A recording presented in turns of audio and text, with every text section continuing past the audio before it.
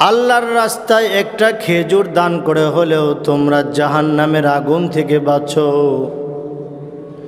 জাহান্নামের আগুন থেকে যদি বাঁচতে চাও তাহলে আল্লাহর রাসূল বলেন, আল্লাহর রাস্তায় একটা খেজুর দান করে হলেও জাহান্নামের আগুন থেকে বাঁচো।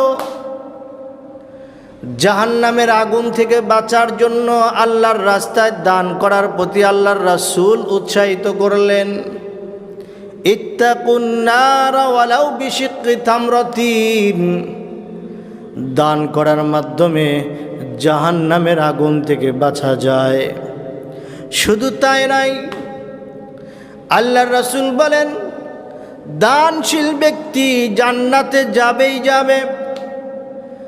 দানশীল ব্যক্তির ফজিলত সম্পর্কে আল্লাহর রাসূল বলেন, আস-সাখিয়ু করিবুম মিনাল্লাহ ওয়া করিবুম মিনান নাস ওয়া করিবুম মিনাল জান্নাহ ওয়া বাঈদুম মিনান নার। আল্লাহর পয়গম্বর বলেন, একজন দানশীল ব্যক্তি দান করার কারণে ওই দানশীল ব্যক্তি আল্লাহ তাআলার নৈকট্য ব্যক্তি হয়ে যায়, আল্লাহ তাআলার প্রিয় বান্দা হয়ে যায়। ওই দানশীল ব্যক্তি দান করার কারণে সমাজের মানুষগুলোর কাছে সম্মানিত ব্যক্তি হয়ে যায়, সম্মানের পাত্র হয়ে যায়।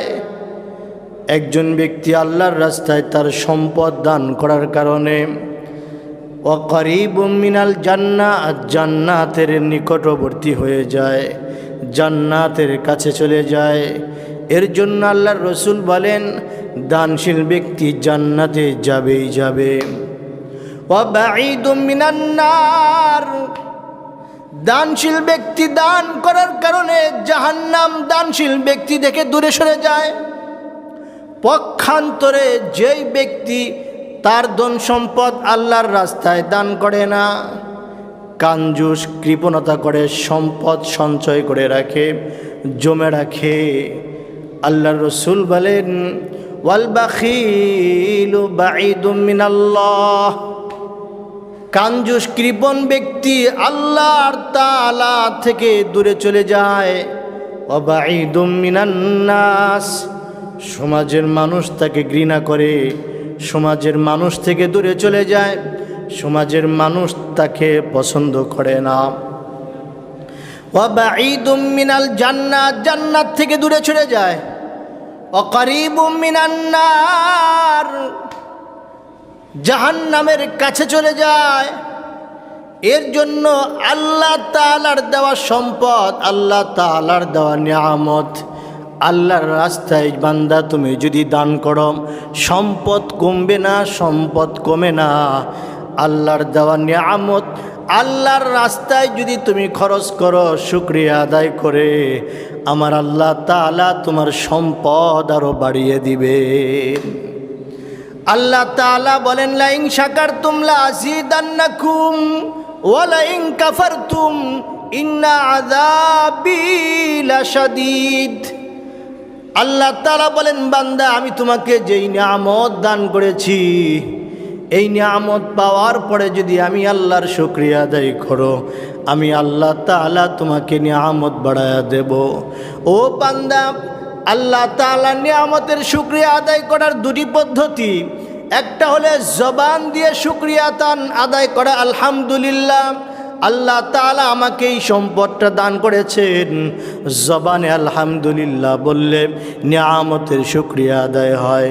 আরেকটা শুকরিয়া হচ্ছে জবানে শুকরিয়া আদায় করার পাশাপাশি কার্যকরভাবে বাস্তব জীবনে শুকরিয়া আদায় করা। আল্লাহ তাআলা তোমাকে যেই নিয়ামত দান করেছেন, যেই সম্পদটা দান করেছেন, আল্লাহ তাআলার দেওয়া নিয়ামত সম্পদের সঠিক ব্যবহার, সঠিক জায়গায় ব্যয় করা, সঠিক জায়গায় খরচ করা, আল্লাহর রাস্তায় দান করে সঠিক কাজে ব্যয় করা, এটাও আল্লাহ তাআলার নিয়ামতের শুকরিয়া। আপনি শুধু জবানে শুকরিয়া আদায় করলেন আলহামদুলিল্লাহ, কিন্তু আল্লাহ তাআলার দেওয়া নিয়ামত যদি সঠিক জায়গায় খরচ না করেন, সঠিকভাবে ব্যবহার না করেন, সঠিক জায়গায় খরচ না করেন, আল্লাহ তাআলার নিয়ামতের সঠিক শুকরিয়া আদায় হবে না। এর জন্য আল্লাহ তাআলার দেওয়া নিয়ামতের সঠিক শুকরিয়া আদায় করা এক নাম্বার, আল্লাহ তাআলার শুকরিয়া স্বরূপ আলহামদুলিল্লাহ বলা।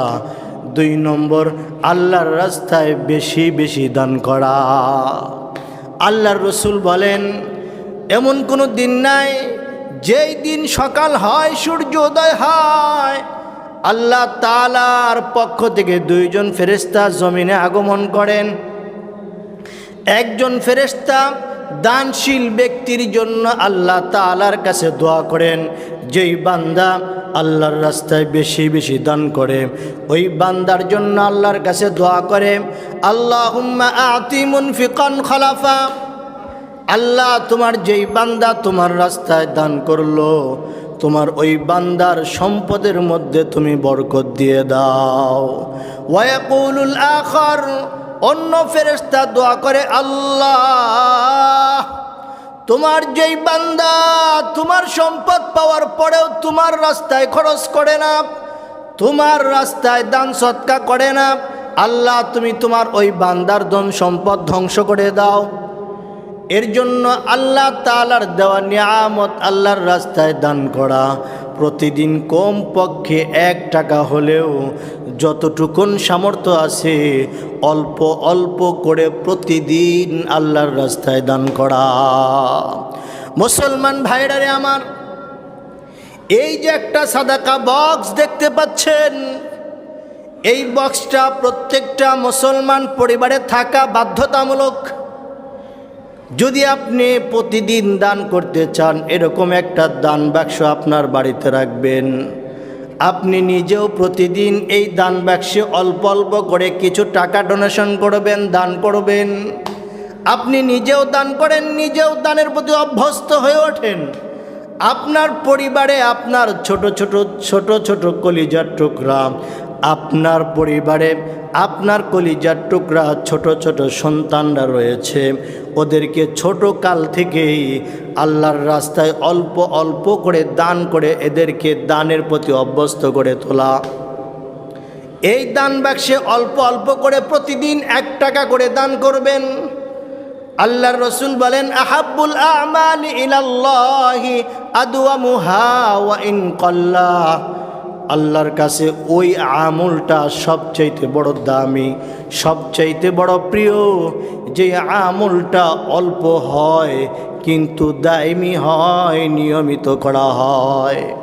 এর জন্য এই দান বাক্সে প্রতিদিন অল্প অল্প করে হলেও আল্লাহর রাস্তায় দান করবেন। এভাবে দান করতে করতে যখন আপনার এই দান বক্স, সাদাকা বক্স পরিপূর্ণ হয়ে যাবে, তখন সম্পূর্ণ টাকাগুলা আপনি গরিব, মিসকিন, ইয়েতিম, অসহায় মানুষদের মধ্যে বন্টন করে দিবেন।